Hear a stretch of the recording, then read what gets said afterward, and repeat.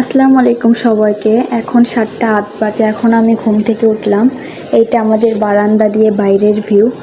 আমার হাজব্যান্ড অফিসে যাবে, এই জন্য আমি তার জন্য খাবার তৈরি করতেছি। এখানে আমি সুন্দর মতো মাংসগুলোকে ধুয়ে নিচ্ছি এবং মাংসগুলোকে ঝুড়িতে রেখেছি যাতে পানি ঝরে যায়। এরপর একটি প্যানে সামান্য পরিমাণ তেল, পেঁয়াজ কুচি দিচ্ছি এবং পেঁয়াজ কুচিগুলোকে আমি ভালোভাবে নেড়ে নিচ্ছি।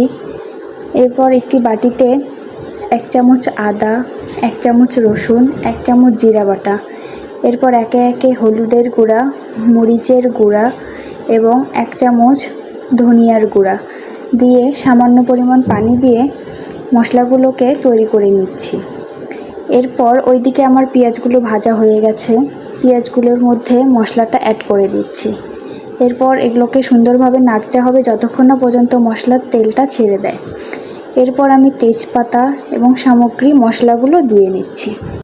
কিছুক্ষণ সময় ধরে মশলাগুলোকে কষিয়ে এরপর সামান্য পরিমাণ পানি দিয়ে আবারও মশলাগুলো সুন্দরভাবে নেড়ে চেড়ে এর মধ্যে এবার মাংসগুলো দিয়ে দিতে হবে।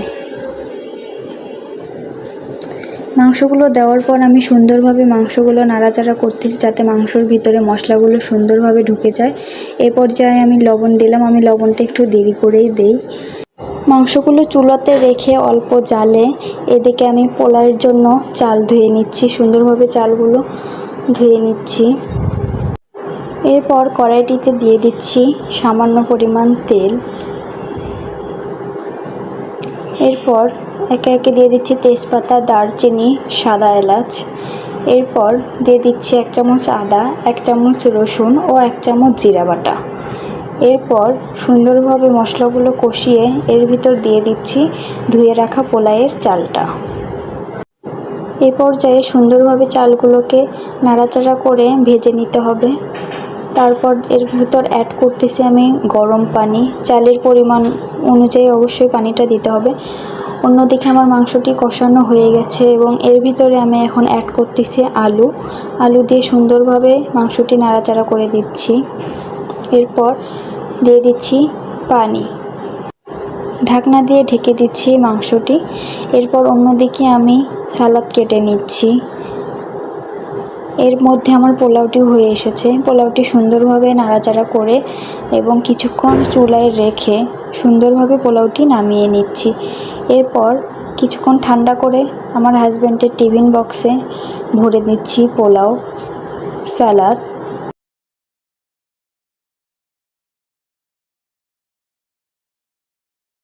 টিফিন বক্সে ভরে দিচ্ছি এবং সুন্দর করে সেট আপ করে ব্যাগের ভিতর ঢুকিয়ে দিচ্ছি। এসে দেখি আমার বাবুটা একদম খেলা করতেছে। আমি এখানে জানলাগুলো খুলে দিচ্ছি। এরপর আমার হাজব্যান্ডকে বিদায় দিয়ে আমি খেতে বসলাম। যেহেতু আমার বাবু অনেক ছোট আর একটু পরপর কান্নাকাটি করে, এই জন্য ও এখন শান্ত আছে। এই জন্য আমি তাড়াতাড়ি করে এখানে খেয়ে নিচ্ছি। আমার খাওয়া দাওয়া শেষ। এখন আমি থালা বাসনগুলো সবগুলো একসাথে ধুয়ে নিচ্ছি। যেহেতু বাবু এখন শান্ত আছে এই জন্য সব কাজ করে নিচ্ছি। আমার বাবু বলতে গেলে অনেক ভদ্রই, সবসময় চুপচাপই থাকে। যখন শুধু ওর খিদা লাগে তখন একটু একটু মাঝে মধ্যে কান্নাকাটি করে, তখন ওকে খাওয়াই, তারপর আবার চুপচাপ খেলা করে। এই জন্য আমি ওকে একাই সামলাতে পারি এবং ঘরের কাজও সব একাই করতে পারি। তারপরেই তো আমার ঘরের অবস্থা প্রচুর খারাপ। এই তো আমি সুন্দর করে গোছালাম আমার ঘরটা। বিকেলে আমার হাজব্যান্ড বাসায় ফেরার সময় একটি আমার অর্ডার করা পার্সেল সঙ্গে করে নিয়ে এসেছিল। এই তো সেইটা এখন আমরা দুজন মিলে আনবক্সিং করতেছি। প্রথমেই ছিল একটি লিপস্টিক বক্স, এরপরে ছিল ফিটমি সেটিং পাউডার,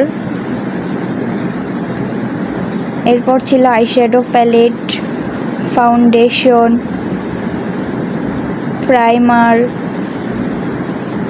কনসিলার, এরপর ছিল লুজ পাউডার,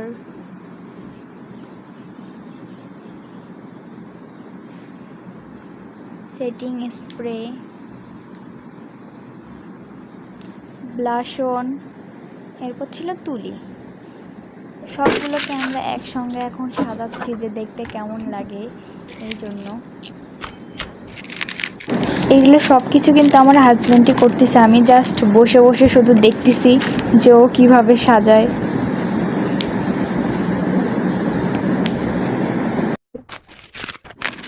এই তো ও একে একে সব কিছু সাজিয়ে ফেলেছে এবং প্রোডাক্টসগুলো সবগুলোই ভালো এসেছে।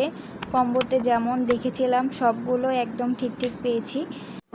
রাতে রান্না করেছিলাম পটল ডিমের একটি তরকারি, এগুলো দিয়ে এখন খাওয়া দাওয়া হচ্ছে। খাওয়া দাওয়ার একটু পরে খেয়েছিলাম চা। সো আজকে এই পর্যন্তই, সবাই ভালো থাকবেন।